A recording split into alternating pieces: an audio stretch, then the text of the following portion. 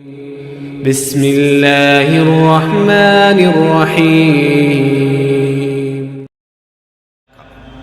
دی 100 doctor Michael Hart کی تصنیف، ایک selection and gradation of 100 most influential personalities of human history. اس نے تاریخ انسانی، پوری تاریخ انسانی جتنی بھی انسان کو معلوم ہے، اس کا جائزہ لیا کہ اس میں، اس تاریخ کے سفر کے دوران میں اس کے رخ کو کن کن شخصیات نے موڑا ہے، جنہوں نے اس دھارے کا رخ موڑا.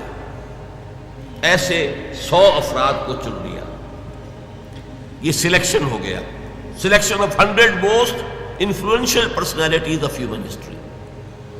لیکن صرف سلیکشن نہیں، اینڈ گریڈیشن آلسو. ان کے اندر بھی پھر درجہ بندی. کون ہے وہ جس نے سب سے زیادہ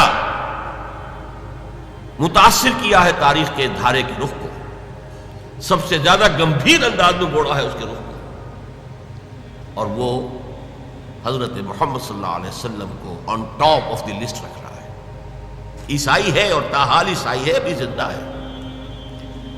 لیکن حضرت عیسیٰ کو نمبر 3 پر لے گیا. نمبر 2 پر لایا نیوٹن کو. نیوٹن کی فزکس نے جس طریقے سے تاریخ انسانی کو متاثر کیا ہے، یہ پورا جو ایکسپلوژن ہے سائنس اور ٹیکنالوجی کا، اس کا نقطۂ آغاز نیوٹن ہے، اس میں کوئی شک نہیں. تو چونکہ وہ اس انداز سے بات کر رہا ہے، مذہبی پہلو سے نہیں کر رہا ہے، اپنے عقائد کے اعتبار سے بات نہیں کر رہا ہے، اس کا موضوع یہ ہے کہ تاریخ انسانی میں اس کے دھارے کے رخ کو موڑنے والی شخصیات کون کون سی ہیں. ان میں نمبر 1 محمد الرسول اللہ صلی اللہ علیہ وسلم، نمبر 2 نیوٹن، نمبر 3 پھر حضرت مسیح علیہ السلام.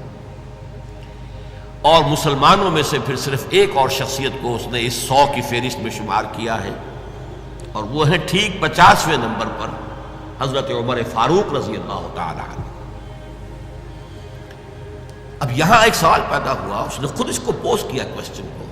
Naturally I O an answer, an explanation, کہ میں عیسائی ہوں، عیسائی ہوتے ہوئے محمد کو میں کس اعتبار سے نمبر 1 پر رکھ رہا ہوں صلی اللہ علیہ وسلم.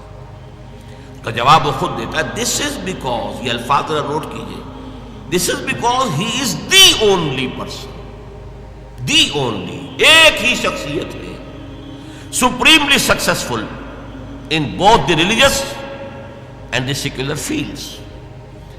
اب سمجھیے، اس کا کہنے کا مقصد یہ ہے کہ تاریخ انسانی میں جتنی عظیم شخصیات ہیں، وہ یا ایک طرف بلند ہیں تو دوسری طرف ان کا کوئی مقام نہیں، may be they are zero. اور اگر کوئی ہے جو ادھر بہت بلند ہے تو ان کا ادھر کوئی مقام نہیں ہو سکتا ہے کہ زیرو ہو، بلکہ ہو سکتا ہے کہ کوئی مائنس ویلیو ان کے لیے معین کرنی پڑے. مثلا مشرق میں گوتم بدھ، مغرب میں حضرت مسیح. مذہب کے میدان میں، روحانیات کے میدان میں، پھر پیروکاروں کی تعداد کے اعتبار سے کتنی عظمت ہے. مہاتما گوتم بدھ کی بھی، سدھارتھا گوتما. اور اس لیکن یہ جو ریاست، سیاست، معاملات ملکی، ان دونوں میں کوئی ان کا کوئی کنٹریبیوشن نہیں، کوئی مقام نہیں، کوئی مرتبہ، کوئی حیثیت، زیرو. دونوں، حضرت مسیح علیہ السلام بھی اور گوتم بدھ.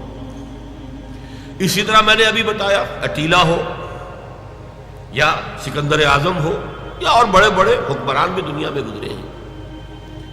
ادھر یہ اس بلندی پر ہے، لیکن ادھر ہو سکتا ہے زیرو سے بھی کام نہ چلے، بلکہ مائنس ویلیو لانی پڑے. خاص طور پہ سکندر اعظم کے لیے تو کوئی نہ کوئی مائنس ویلیو معین کرنی پڑے.